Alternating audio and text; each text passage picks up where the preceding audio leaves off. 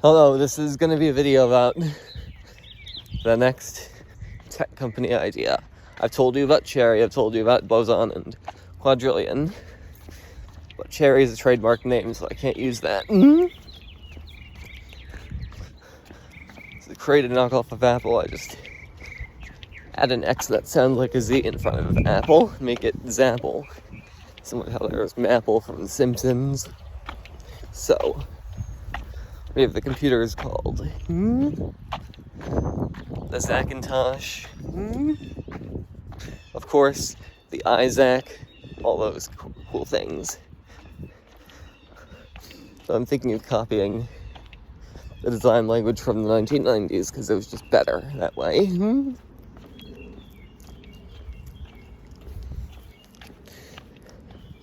So we have computers like the Xacintosh Forcebook, with the 1 series competing with the plain old MacBook, the 2 series being thinner and competing with the MacBook Air, and the 3 and 5 series competes with the MacBook Pro. And when I say that the Air is going to be thinner, it's not really that thin anyway. Still more than 3 times as thick as the MacBook Pro currently is. And that is, for one thing, expansion, and another thing, cooling, to make it better, and another thing, better battery life, from like huge batteries that are like over a centimeter tall.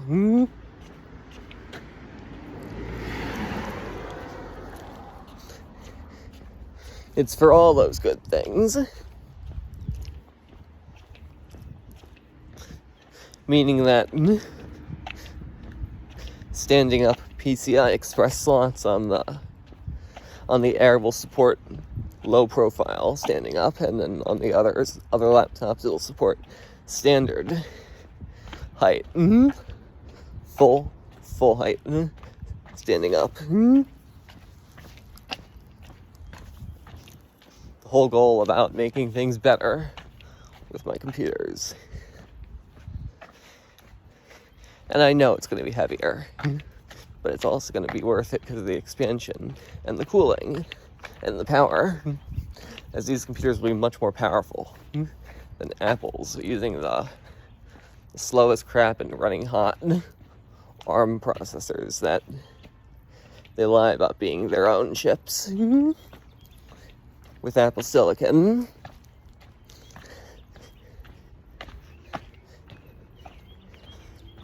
Yeah. And the integrated GPUs that they have that they can't even like put in any GPU on, even the Mac Studio or MacBook Pro. Making it like slow with graphics and slow with processing because of the ARM cores that on the M1 ran at 600 megahertz, and that's it. 600 megahertz base clock. Whereas Apple lies and says it was 3.2. Whereas that was the turbo clock.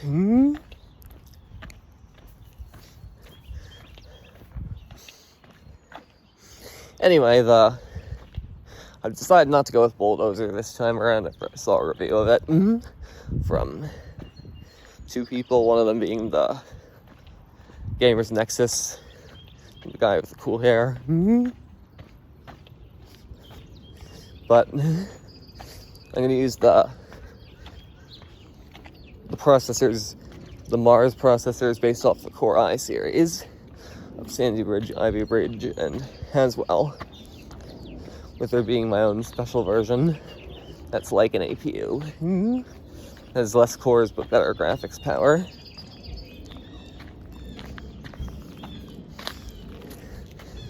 The ones that are similar to the APU that will go on 3-digit laptops and desktops will have 8 or 16 hyper-threaded cores, unless it's the Xemios or the Phobos processor.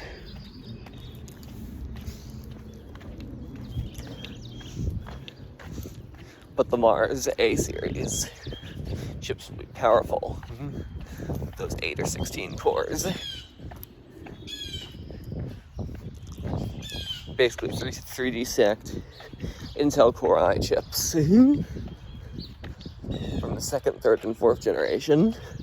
Making it even more powerful than today's processors.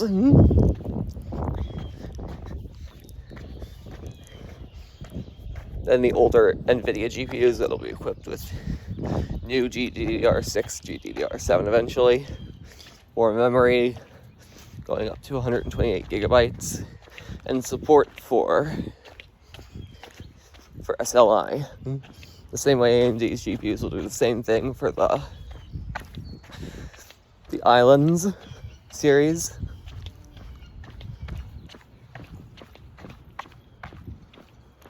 The Islands still running Crossfire. Why get rid of that? Why did NVIDIA and AMD get rid of multi-GPU support when that was an awesome way to get more performance out of it? Why? I just asked why. That's just a bad thing to get rid of support for that. So that's why using the old GPUs beefed up with new technology is a better idea.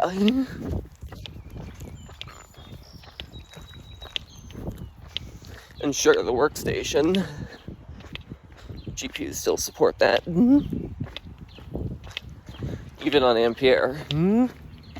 They support up to quad NVLink.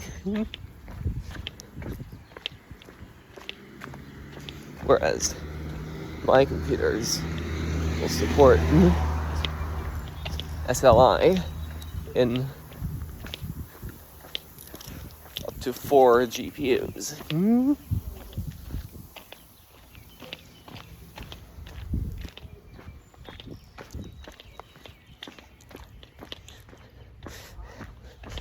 The 13-inch laptops are going to come with a micro ATX board, whereas the 15-inch ones will come with an ATX board.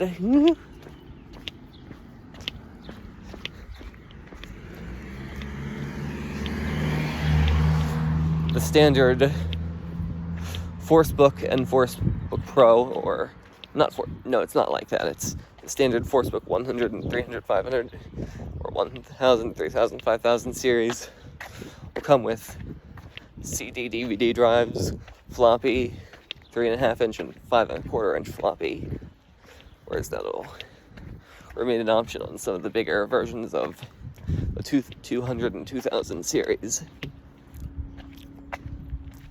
which will be labeled the Forcebook Duo.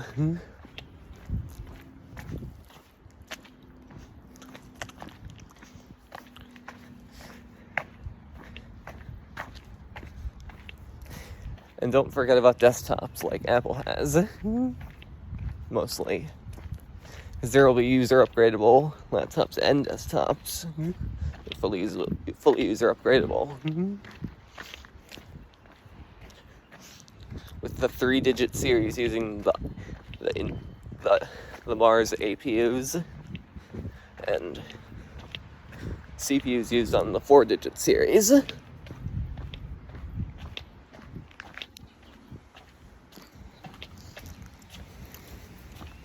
It's just going to be amazing.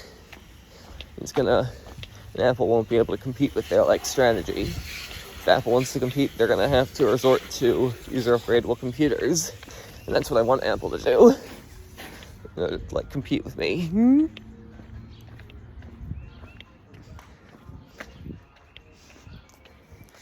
These computers are just going to be unusable.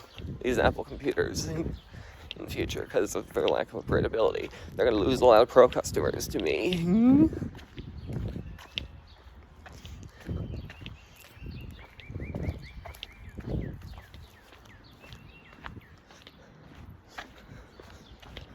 I mean, what happens if Apple overall just gets rid of the Macintosh? There's going to be no way to use modern Macs then. They just don't care about their customers. I mean, I doubt that's going to happen anytime soon.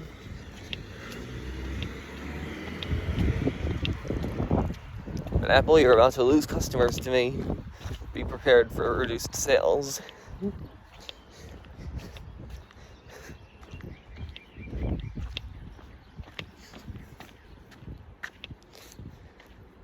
Anyway, there'll be like several bays for expansion on even the laptops, even the smaller laptops. Several PCI Express slots too, and then RAM usually comes with 2 or 4 slots on a mainstream desktop or laptop.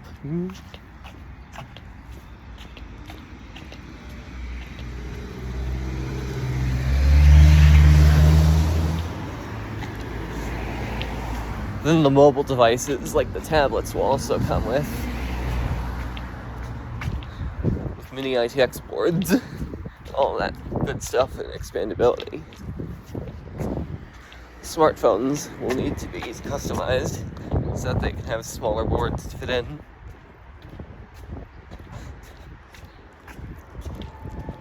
Along with a single or maybe 2 PCI Express 2-inch low profiles.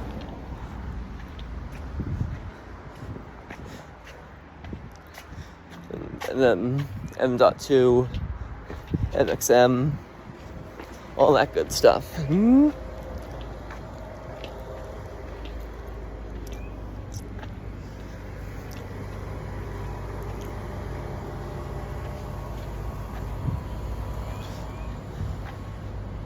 That's gonna be it, and